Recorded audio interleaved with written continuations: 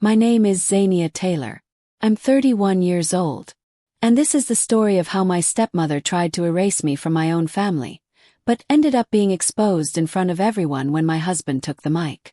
It started with a lie so small, so subtle, that at first I didn't even notice it. Just a missing invitation, a comment not directed at me, a birthday card that never arrived. But looking back, I realize now, that lie was never meant to be small. It was a crack forming in the walls of a house I once believed was mine. I was born in Charleston, South Carolina, in a modest cream-colored house near the marsh, where the water whispered against the shore and the air always smelled like jasmine and salt. My mother, Clara, died when I was 6. Ovarian cancer. It tore through her like fire, fast and merciless. I remember her hand in mine going cold, the beep of the monitor stopping like someone had ripped the cord from the wall. My father, Harold Taylor, never quite recovered. Not in the way you'd expect anyway.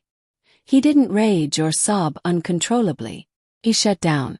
That gentle father who once braided my hair for school or warmed my cocoa on stormy nights became distant, silent, focused on everything but me. The house got quieter, colder. And within 2 years, it became hers, Veronica's. Veronica Daniels. I still remember the first time I saw her. I was 8. She was at my dad's office Christmas party, leaning against the staircase railing like she owned it, sipping champagne with her perfect red nails. She was tall, elegant, with almond skin and high cheekbones that made people stare.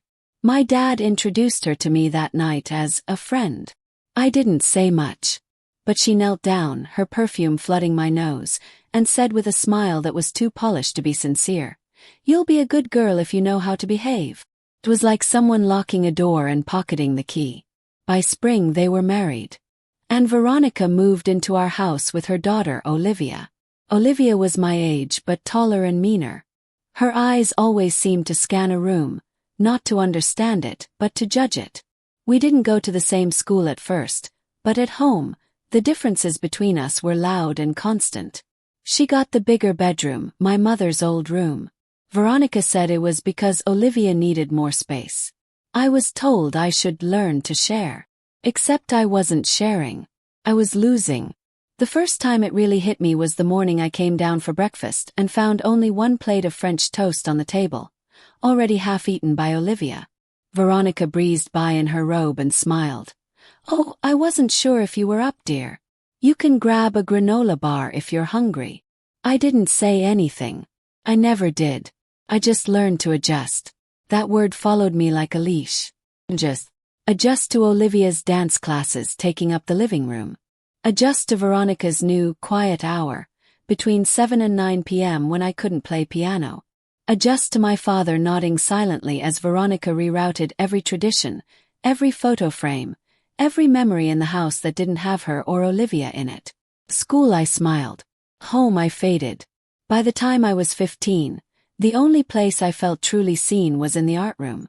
Miss Clark, my art teacher, once told me, "Your drawings speak like people too scared to use words." I never forgot that. I kept sketchbooks hidden in the attic under an old suitcase, filled with charcoal portraits of nameless women, all with my eyes. One night, after I won a regional art contest, I left the ribbon and sketchbook on the kitchen counter for my father to see. The next morning they were gone. Veronica had put them in the trash. When I asked about it, she said with a shrug, "Oh, I thought it was just one of Olivia's old practice pads. You should be more careful." I told my dad. He didn't even look up from his coffee. "She probably didn't know, Z," he said, as if that made it okay. "You should label your stuff." No apology. No concern. No defense. It was around then I stopped calling him Dad. Just Harold. In senior year, I applied for an art program in New York. Got in. Partial scholarship. I was so proud, until I saw the reaction on Veronica's face. Like I'd interrupted her afternoon yoga with news of a plumbing disaster. "That city's dangerous," she said quickly. "And expensive. I don't think we should allow that." Allow that? My father hesitated, then nodded. "Maybe something closer to home, Zenia." I ended up going to the University of Georgia. Not because I wanted to, but because that's what they allowed. The only bright spot was my roommate, Lainey, who taught me to thrift furniture, chase deadlines like a game, and speak up for myself without shaking. She told me once, "You have a quiet fire. That's the kind that lasts." I clung to those words. I worked 2 jobs through college, bartending on weekends and running an after-school art program for kids in underfunded districts. I didn't visit home much. When I did, Olivia always made it weird. Like the house wasn't mine anymore. Veronica once referred to me as Harold's daughter from his first marriage, in front of her book club. I sat right there. She didn't flinch. Then came the real blow. I was 24. My father died of a heart attack, alone in a hotel room during a real estate convention in Charleston. Veronica called me flat-voiced. "He's gone, Zenia. You'll want to come for the service. I'll text you the dress code." Dress code. At the funeral, I stood at the edge of every group photo. No one asked me to speak. Veronica wore a black designer suit and pearls, clung to by Olivia like they were the real family. I placed a single rose on his casket and walked away before the prayers were even done. 3 weeks later, I was summoned to the attorney's office for the will. I sat across from Veronica and Olivia as the papers were read. My heart stopped as I heard the words, "All properties, holdings, and remaining financial assets shall be transferred to Veronica Daniels Taylor and her legal dependent Olivia Taylor." And me. To Zenia Taylor, a one-time payment of $5,000 from the Education Trust, to be disbursed immediately. $5,000. That was the price of my childhood. The price of being silenced. I didn't cry. I didn't scream. I just nodded. Veronica looked at me with a rehearsed frown and said, "I hope you can be mature about this. Harold wanted you to grow into your independence." I walked out of that office into the afternoon sun, my shoes clicking too loudly on the concrete. I went back to Atlanta, back to my small rented apartment, and I started over. Cut ties. I deleted old photos. I never looked back. Until the night I met Marcus Vaughn at an art showcase. That's when everything changed. Marcus Vaughn wasn't just another man in a suit standing beside a champagne table. He was quiet, observant, the kind of man who listened before he spoke. And when he finally did, it felt like the room paused just to hear him. I met him at a gallery fundraiser in Midtown Atlanta. I had been invited to speak about youth access to creative therapy, something I was deeply passionate about, especially for kids in the foster system or those who had lost a parent like I had. The crowd was typical. Donors in pearls, small talk about silent auctions, a few genuinely curious artists sprinkled in. I didn't notice him until I stepped off the small wooden stage.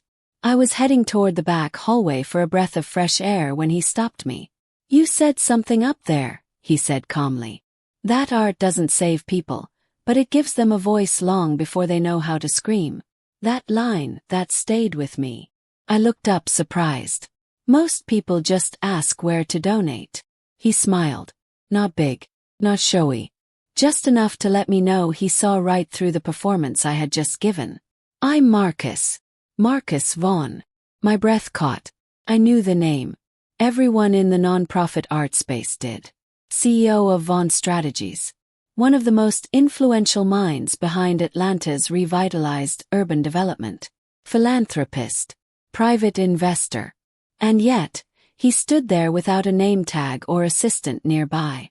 "I'm Zenia," I replied, forcing myself to stay grounded. "Nice to meet you. What you set up there," he continued, "reminded me of my sister. She used to draw to escape. Same silence, same pain behind her smile. She passed 5 years ago. I think she would have loved your work." For the first time in years, I didn't feel like I had to earn someone's kindness. I didn't feel watched or sized up or tolerated. Marcus wasn't measuring me against some ideal. He was just present. Over the next few weeks, we began seeing each other casually. Coffee at a tucked-away bookstore. Dinners that started late and lasted too long. We never rushed. And he never pressed. I didn't tell him about Veronica right away. Or Olivia. Or the fact that my father gave everything to two women who treated me like a trespasser. I was too ashamed. Not of what happened, but of how deeply I had let it affect my view of myself. But one evening, as we sat on his apartment balcony overlooking the Atlanta skyline, watching the last orange hues of sunset fade into navy blue, I told him everything.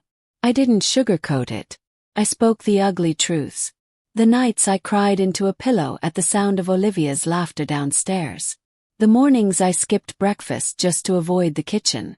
The feeling of sitting in the attorney's office, realizing I was worth less to my father than a used car. Marcus listened without flinching, without pity. And when I finished, he reached over and gently squeezed my hand. "I don't love you despite that," he said. "I love you because you didn't let it kill you." Those words unlocked something in me I didn't know I had buried. I had been surviving for so long, I forgot I deserved to be cherished. We married quietly 9 months later in a small garden behind the Peachtree Art Institute. Just 30 guests, mostly from my gallery, a few of his closest business friends, and Lainey, who cried louder than anyone. There was no Veronica, no Olivia, no invite sent. I wore a soft ivory gown that hugged me like comfort, and I walked down that aisle not thinking of the past, but of the home I was building, one that no one could take from me. Marcus never flaunted his wealth. But over time, I realized the world respected him in ways that even money couldn't buy. People leaned in when he spoke. Institutions shifted policies with his nod. His donations were quiet, but their impact was thunder. He asked if I wanted to take his last name. I said yes, not because I was letting go of Taylor, but because Vaughn came without conditions. It was the name of someone who stood beside me when I had nothing to offer but honesty. For 2 years, we lived in a bright loft in Inman Park. I painted again, really painted. Marcus converted a sunroom into a studio. He called it the lighthouse, because he said I glowed the brightest when I was lost in color. I laughed, called him dramatic. But he wasn't wrong. Then came the email. It was from a public relations agency in Savannah. On behalf of the Hale Taylor Foundation, you are cordially invited to the 10th Annual Children's Hospital Fundraising Gala at the Emerson Hotel. The Hale Taylor Foundation. The irony stung. Veronica had used my father's name for charity branding. She had turned her decades of cruelty into a badge of community service. I read the email 3 times, unsure whether it was a joke. At the bottom of the invite, scribbled in lazy purple ink, was a personal note. "Zenia, it's been too long. We'd love to see you. Family should stick together. Veronica." I stared at those words until the screen blurred. Family. My chest tightened. I felt the sting of my childhood rising like bile in my throat. How dare she use that word? I showed the email to Marcus. He didn't say much at first. Just scrolled down. Then he looked at me and asked, "What do you want to do?" Part of me wanted to ignore it. Delete the message. Let the past stay buried. But another part, the part that had grown into a woman who didn't cower in the kitchen or ask permission to exist, wanted to walk into that gala wearing everything they once tried to silence. I wanted to look them in the eye. Not for revenge, but for closure. "I'll go," I told him. "But not alone." He shook his head. "No, you go first. Let them see you. Let them think you're still the same girl they kicked out. I'll come in after." I raised an eyebrow. "You want a dramatic entrance." He smirked. "I want truth to walk in like thunder." The morning of the gala, I sat at my vanity table in silence, watching the woman in the mirror. My fingers rested on a pair of sapphire earrings, my mother's. The last gift she ever gave me before the illness took everything. I didn't wear them often. They weren't extravagant, but they were mine. The only piece of her that had survived Veronica's silent cleansing of the house all those years ago. Now they were returning with me to that world. My dress was navy silk, simple but impossible to ignore. The kind of dress that didn't scream for attention but forced silence when I entered the room. Its lines followed my frame like I was sculpted for this exact moment. A pair of silver heels clicked as I crossed the hardwood floor of our apartment. Marcus stood in the kitchen, flipping pancakes like it was any other Saturday. He looked up when he saw me and didn't say a word at first. He just smiled. Not the proud kind. The steady kind. The "you've already won" kind. "You sure about this?" he asked, setting down the spatula. He nodded. "Let them see me. Really see me." He kissed my forehead and whispered, "I'll be there before dessert. Give them time to embarrass themselves." Smiled. The car dropped me off in front of the Emerson Hotel at exactly 6:28 p.m. The building shimmered like a crystal tower, ornate chandeliers flickering through the tall windows, velvet drapes framing the massive golden doors. It was all too familiar. The wealth, the posture, the performance. But this time I didn't feel out of place. A young woman at the check-in desk glanced up. "Name?" "Zenia Vaughn," I said deliberately. She scanned the list and nodded. "Table 2. Welcome." Inside, the ballroom was bathed in soft amber light. Dozens of tables dressed in cream and gold lined the floor. A quartet played classical music near the stage. The air smelled of champagne, roses, and old money. Heads turned. Eyes lingered. I knew they didn't recognize me at first. That was the point. I walked slowly through the crowd, each step echoing softly like a drumbeat from the past. Then I saw them. Veronica, in a wine-red gown that hugged her surgically maintained figure, held court at the center of it all. Her signature curls were looser now, styled to appear effortless but undoubtedly expensive. She was smiling that smile again, the one that was all teeth and no warmth, as she chatted with an older senator and a pharmaceutical executive. Beside her was Olivia. She'd grown into her mother's mirror image. Same cold eyes, same chin lift of entitlement. She wore a white sequined gown and a Chanel cuff, like she was ready for a magazine shoot, not a fundraiser. They were laughing, until Olivia spotted me. Her smile faltered. Just for a second. She leaned into her mother and whispered something. Veronica's gaze followed and landed on me. It was the slightest flicker in her expression. "Quitch." A warning. She approached. "Zenia," she said with a breathy mock surprise. "I didn't expect you'd actually come. But how wonderful to see you." I tilted my head. "You did invite me, didn't you?" She chuckled, adjusting her clutch. "Of course. Though I didn't realize you'd changed so much. Are you still running that little gallery?" "Still," I said, keeping my voice even. "Though the board recently expanded into 3 cities. You know how these things grow when you stop pruning them." Her eyes narrowed just slightly. Olivia stepped forward. "Mom said you might show. We figured you were still holed up in some Brooklyn apartment sketching sad little doodles." I glanced at her, then smiled. "Funny. Last time I checked, one of my sad little doodles was purchased by the Cultural Trust for $40,000. But it's okay, not everyone knows how to spot real value." Olivia's nostrils flared. Before they could respond, I turned and walked away, finding my table and sitting with a group of non-profit directors. I didn't come to make a scene. Not yet. Let them humiliate themselves first. And oh, did they. Half an hour in, just as the hors d'oeuvres were cleared and the music softened for speeches, Veronica floated onto the stage. A spotlight hit her like a queen stepping into her throne. She cleared her throat. "Good evening, everyone. I want to thank you for supporting the Hale Taylor Foundation tonight.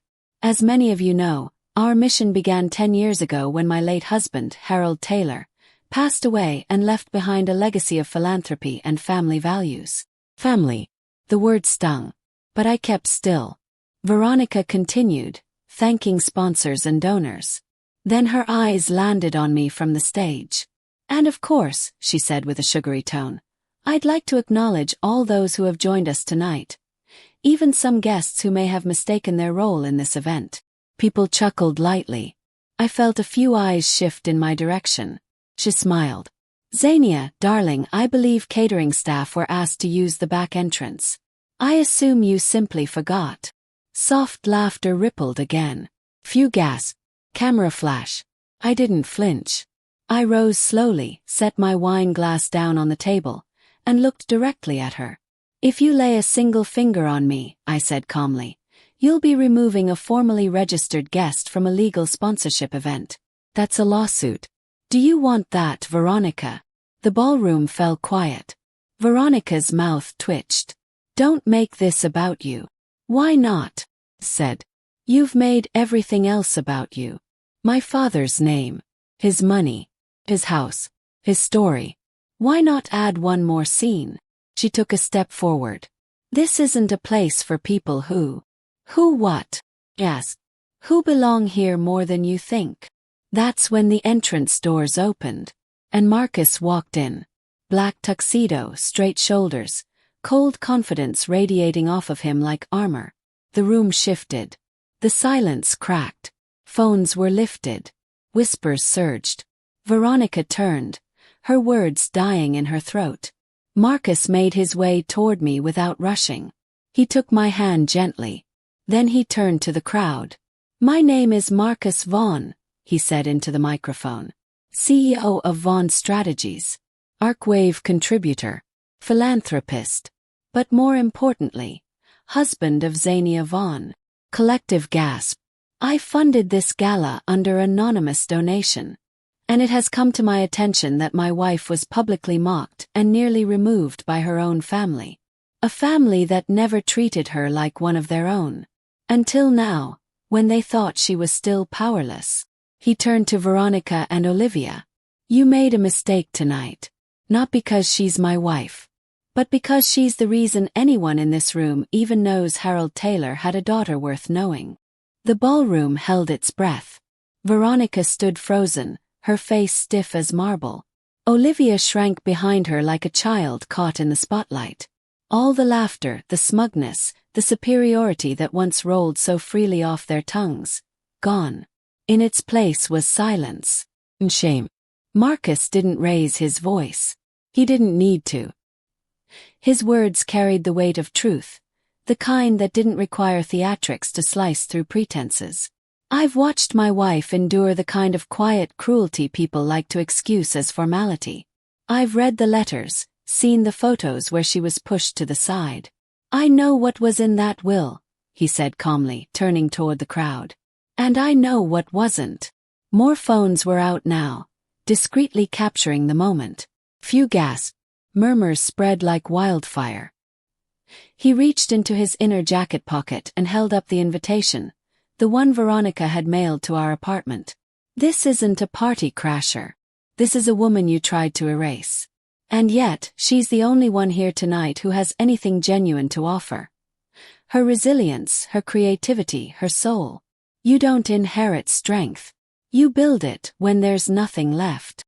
The applause started small, tentative, but it grew. I stood beside him, my heart pounding, not with nerves but with freedom. This wasn't revenge. It was revelation. Veronica forced a tight smile and took the mic. Her voice trembled slightly now. Well, I suppose there's been a misunderstanding. We didn't know. No, I cut her off. You knew exactly who I was. You just didn't think I'd matter enough to speak. But here I am. And I'm not a child anymore. I took a slow breath and turned to face the entire ballroom.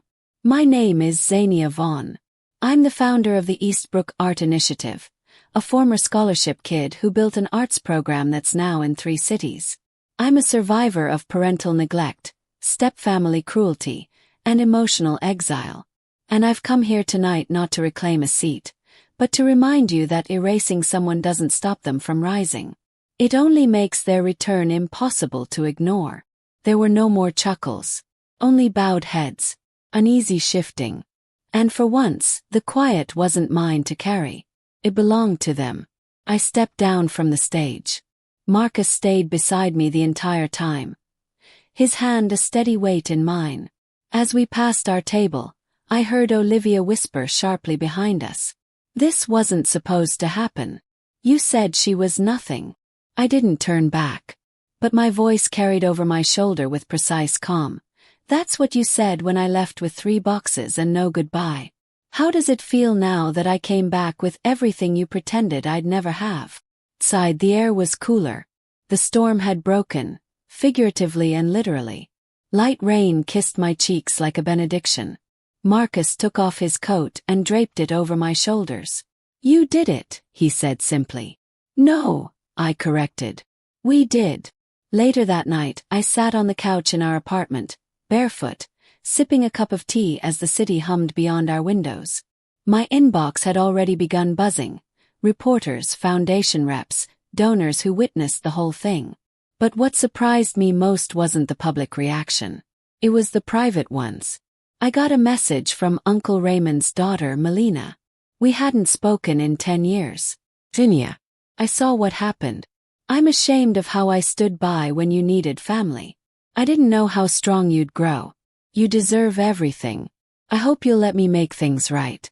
I didn't answer right away. Some wounds aren't closed with apologies. They're sealed by choices. Then 2 days later, an envelope arrived in our mailbox. No return address. No stamp. Just hand-delivered. Inside, a folded piece of lined paper. In neat cursive it read, "Zenia, I stayed quiet when I should have spoken. I saw the way Veronica treated you. I saw how Harold changed. I let fear make me a coward. But I want to try. If you'll let me. I don't expect forgiveness. Only the chance to be someone who listens now. Aunt Cheryl." I stared at that letter for a long time. The next week we met at a small coffee shop in Savannah. She looked older, softer. Her hands trembled when she reached for her cup. We didn't talk about the past much. We didn't need to. She simply said, "I saw the light go out in your eyes when you were 10. And tonight I saw it come back." I didn't cry. I didn't rage. I just reached out and placed my hand over hers. "I never needed perfection," I said. "I just needed presence." Cheryl nodded, wiping at her eyes. "I want to be present. Now." That night, I opened my closet and took out one of my mother's old sketchbooks, tattered but still vibrant. Inside was a drawing she had started and never finished.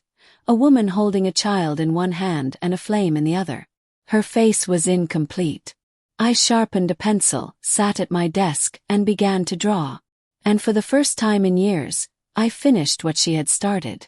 2 weeks after the gala, the storm still hadn't quieted. Articles circled online about the philanthropy scandal at the Hale Taylor Gala. Screenshots of Marcus's speech were shared on Instagram Reels and Twitter threads titled, "When Your Past Underestimates Your Future."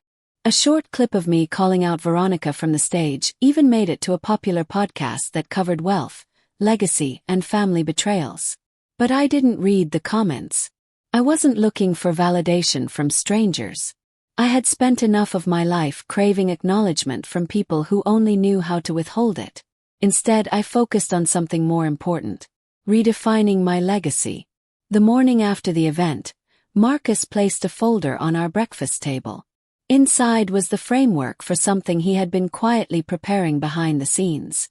A charitable arts foundation, one under my name. He looked at me, eyes serious. "You've helped thousands of kids express themselves through art. But it's time to make it permanent. Something they can count on. Something with your fingerprints on every brushstroke of change." I ran my hand over the page. "What would we call it?" Marcus smiled. "That's not for me to decide." I stared out the window, thinking about all the moments I had gone unseen, standing silently in the cold of my own home, whispering my dreams to sketchbooks that no one cared to open. Then I said softly, "The Clara Initiative." "My mother," I added when he blinked. "She gave me my first set of watercolors. She saw me before the world ever tried to erase me." Marcus nodded, lips pressed tightly with emotion. "The Clara Initiative it is." We launched it quietly at first. A small ceremony held not in a ballroom, but at a community center in East Atlanta. The walls were lined with paintings by children who had lived through grief, poverty, or abandonment. Each brushstroke was raw, imperfect, honest. Gave a short speech. Nothing dramatic. Just a simple truth. Some children are never called by their names in the homes they grow up in. Some never hear "I'm proud of you." Art doesn't fix that pain, but it gives them a language to name it. And that's the first step toward healing. There were no media cameras, no catering staff, just families and stories and truth. And that was enough. A month later, we received a call from the Savannah Children's Hospital, the very one the Hale Taylor Foundation claimed to support. They wanted to retire the name from their annual fundraiser and instead rename the art therapy wing after the Clara Initiative. Veronica's grip on the community, it seemed, had slipped. I didn't gloat. I didn't need to. But I did return to Charleston. Alone. I parked across from the house I once lived in, the one where the jasmine used to grow wild on the side gate, now trimmed down and neat like the emotions that had been kept too tidy for too long. The house was no longer warm. No laughter echoed inside. It was just a property now. Something Veronica held onto for status. But it had lost its soul the moment she decided to gut it of love. Still, I stood at the gate for a moment longer than I meant to. That's when I heard a soft voice behind me. "You shouldn't have to knock on a door that was built for you. Turn. Carol." She held a box in her arms. "Found this in a crawlspace at Mom's old place. It's yours." Inside was a dusty photo album. My mother's handwriting scrawled across the inside cover. "For Zenia, who sees the world in color." I flipped through the pages, my breath catching. Photos I had never seen. Me at 5, covered in glitter paint. My mom holding me as I slept, brush still in her hand. My father before he disappeared behind silence. Smiling, caught mid-laugh, his eyes alive. It felt like the pieces of me I had lost were still out there, waiting to be returned. Cheryl reached into her coat and pulled out a folded piece of paper. "I also found this tucked into a book," she said. "It's a draft of Harold's will. The original one." My chest tightened. Opened it. And there it was. His real intent. Half the estate to me. A trust in my name. A letter addressed to Z. Apologizing for not being strong enough to stand against Veronica, and admitting he had made mistakes he feared he couldn't undo. But he had tried. Until someone stopped him. Cheryl whispered. "I think she got to the attorney. Forced a rewrite." I stared at the signature. My father's. Ugly. And steady. Different from what I remembered. But still his. Tears came then. Not for what was lost, but for the small, fragile truth finally returned to me. He hadn't forgotten me. He just hadn't fought hard enough. And maybe that still hurt. But it also healed something I hadn't realized was bleeding. When I returned to Atlanta, I didn't rush to reopen that battle. I didn't sue. I didn't threaten. The legal time for a challenge had passed. Veronica had won that war. But I had survived the fire. And I had built a home from the ashes. Instead, Marcus and I focused on growing the Clara Initiative. We expanded into schools, partnered with foster care organizations, created mentorships, hired local artists who had once lived on the margins, giving them full-time work doing what they loved. At the next gala, this one held under my foundation's name, Veronica wasn't there, but Olivia was. She stood near the back, not saying anything, watching. After the event she approached me. Her voice wasn't snide or cruel. It was hesitant. "I didn't know," she said. "About the will. About what Mom did." He nodded. "That doesn't erase what you did know." She winced. "I know. I'm not asking for anything. I just wanted to say I'm sorry. You deserved better." There was a time I would have clung to that apology. Let it fill the space where family should have been. But now, I didn't need it. "Thank you," I said, then walked away. Because forgiveness doesn't always mean reconciliation. Sometimes it just means peace. In the months that followed the launch of the Clara Initiative, something inside me changed. Not just the kind of change that comes with success or recognition. No, it was deeper. Subtler. Like finally hearing your own voice clearly after years of shouting into a void. I stopped checking who followed me on social media. I stopped wondering if Veronica would ever call. I stopped watching old holiday videos, hoping for some expression on my father's face that might prove he saw me, even once. Those questions no longer guided my worth. I had moved beyond the pain. I had stepped into power. But power, I learned, draws attention. One rainy Tuesday, I got a call from a number I didn't recognize. When I answered, I heard a familiar voice, brittle and breathy. Zenia. It's Veronica. For a moment, I didn't say a word. The past flashed like broken glass. Cold cereal mornings, the moldy basement bathroom. My name said only when it was convenient or strategic. I didn't expect you to answer, she said after a pause. I finally replied. Neither did I. I need to talk. In person. It's about the foundation. There are complications. There it was. Control slipping. We met at a neutral spot. The rooftop garden of the Savannah Museum of Modern Culture. It was quiet, overcast. The wind pushed at the tendrils of Veronica's perfectly sculpted hair. She looked tired. Smaller. Not physically but emotionally. Her usual armor of pride was thinner now. She wasted no time. There's an audit. Several donations, misallocated. Questions about accounting. We're under review. And if the foundation loses status, so does the hospital partnership. Blink. And this is my problem, how? Her lips pressed together. I'm asking for help. I stared at her. You didn't ask for help when you took my house. Or when you ripped my father's legacy out from under me and dressed it up in pearls and lies. Why now? She looked away. Because they believe you. People respect you now. That sentence landed like a confession. People respect you now. The unspoken truth. They never expected me to become anything. I was the discarded daughter. The shadow in the hall. The girl with the sketchbook no one cared to open. I stood slowly. Veronica, you taught me something I'll never forget. She tilted her head. What's that? That survival can look like silence. But healing speaks. And mine speaks loudly. She didn't follow me when I left. She didn't call again.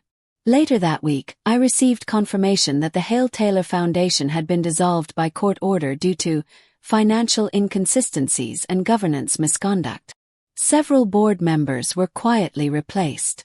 The hospital issued a public statement that future partnerships would fall under the Clara Initiative and other, transparent, community-based organizations. I didn't cheer. I didn't gloat. I just went home, turned on soft music, and painted for 3 hours in silence. That same evening, Marcus walked in holding a worn, dusty box. He placed it on the table. What's this? Yes. Your father's journals, he said. Uncle Raymond dropped them off. Said he didn't know what to do with them but thought maybe you should. My fingers trembled as I lifted the lid. Inside were 3 leather-bound notebooks. Worn, creased, smelling faintly of tobacco and old paper. Open the first one. June 8th. Z asked about Alma Thomas today. Her mother used to love her work. I said we'd go to Savannah. But I know I won't. Veronica planned something else. Again. I feel like I'm standing between 2 storms. I blinked back tears. Each entry was a tiny apology. Never sent. Never spoken.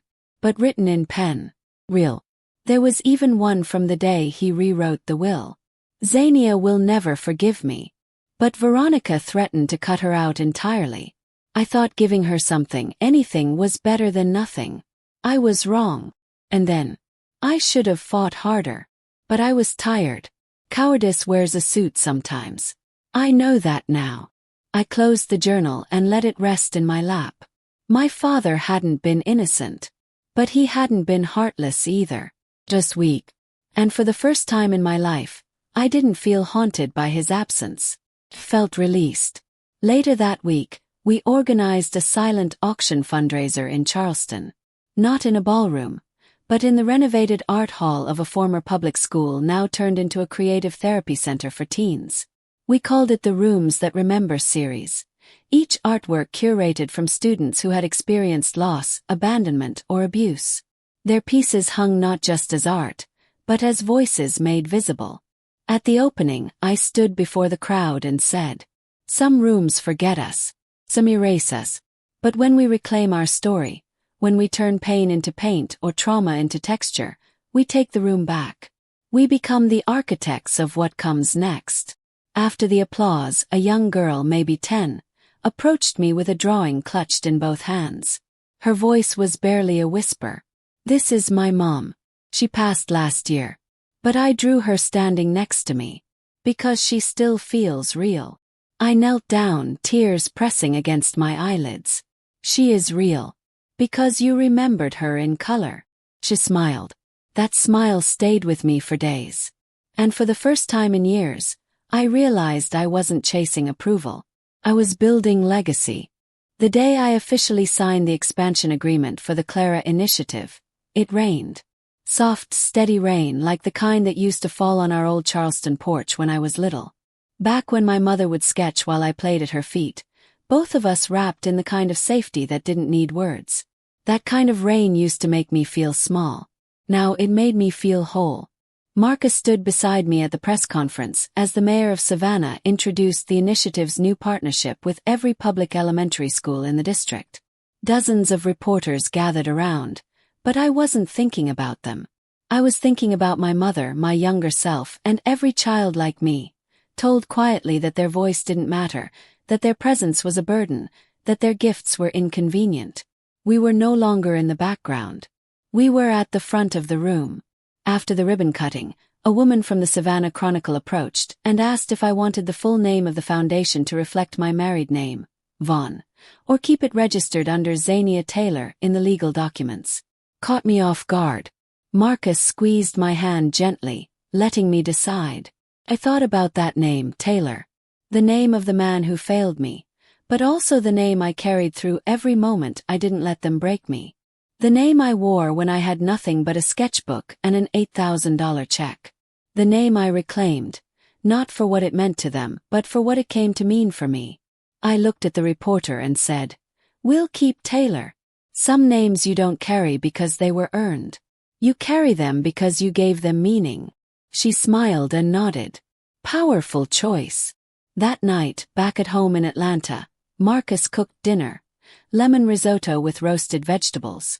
Our apartment windows were fogged slightly from the warmth, and soft jazz played in the background. I stood in the hallway, staring at a new framed photo we had hung above the bookshelf. It was a black and white portrait of my mother holding a paintbrush and smiling, one Marcus had found in a digitized archive from her old school's faculty records. He had it printed, mounted, and gifted to me after our first gala. I walked over and straightened the frame. As I did, I noticed something tucked just behind it, a note. Marcus's handwriting. "You brought color back into this world, one child at a time. Your strength is louder than their silence ever was." I held the note in my hands, and for the first time in a long time I cried. Not out of grief, but out of gratitude, out of victory. A few days later, I was invited to speak at a national conference on art, trauma, and healing. The audience was filled with educators, artists, survivors, and therapists from all over the country. As I stepped up to the podium, I noticed a young woman in the front row. Dark curls, tired eyes, hands shaking as she took notes. She reminded me of myself. When I finished my talk, she came up to me afterward. "I'm not sure why I came," she said. "I've been thinking of quitting my program. No one believes in what I'm trying to build. My stepmom told me last week that I was just wasting time pretending to be a therapist." I looked at her and smiled gently. "Let me tell you something. They will always mock what they don't understand, especially when your healing reminds them of the wounds they've refused to face. But you're not wasting time. You're planting roots where they tried to salt the earth." Her lip quivered. Then she hugged me. In that moment, I knew the cycle had broken. Not just for me, but for the ones who came next. Back home, I opened my journal, the last of the 3 I had carried from college to New York to Atlanta. I flipped to the back and wrote a single sentence. They built walls to keep me out, but I became the storm that made them crumble. I closed the cover and tucked it into the drawer. That chapter was done. I no longer needed Veronica's apology. I no longer needed Olivia's respect. I no longer needed my father's name on a deed or a trust or a headline. 'Cause I had written my own story. My name. In my voice. And now the world was listening. Final reflection. Some people spend their lives waiting to be chosen, to be acknowledged, to be loved on someone else's terms. But the most powerful moment in any story isn't when someone else sees your worth. It's when you do. Zenia didn't seek revenge through destruction. She reclaimed power through grace, through presence, through building something that couldn't be taken away again. If you've ever been the forgotten one, the invisible one, the one they pushed aside, this is your reminder. You were never the problem. You were the threat to their illusion. So keep building. Keep rising. And if no one hands you a place at the table, build your own. And let others sit with you in truth. Because healing isn't quiet. Echoes. Zenia's story reminds us that true strength isn't loud. It's steady. That the people who try to erase you are often the ones most afraid of your light. But as Zenia proved, healing can be the most powerful form of revenge. Have you ever been pushed out of your own story? By family, by fear, or by the lies of others? Share your truth in the comments below. And don't forget to subscribe to Revenge Echoes for more powerful stories where justice and healing walk hand in hand.